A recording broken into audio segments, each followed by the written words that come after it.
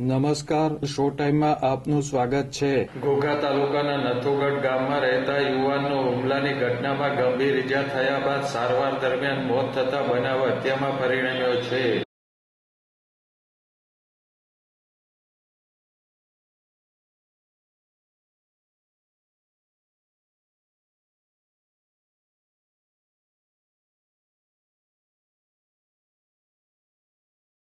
નથુગઢ ગામમાં રહેતા અને ટ્રક ચલાવતા યુવાન ભૂખાભાઈ વાલજીભાઈ ગઢાદરા ઉપર 4 દિવસ પહેલા બાઇક ઉપર આવેલા 4 શખ્સોએ છરી, ધોકા સહિતના હથિયારો વડે હુમલો કર્યો હતો.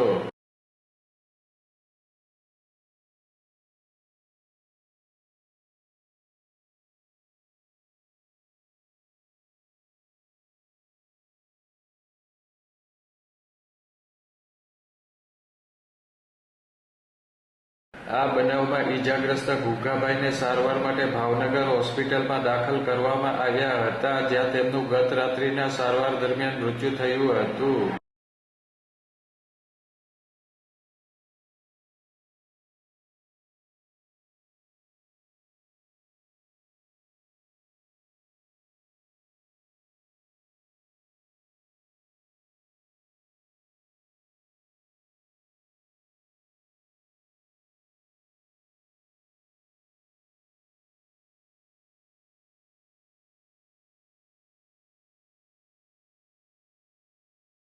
આ બનાવ અંગે ઘોઘા પોલીસે વધુ તપાસ હાથ ધરી છે.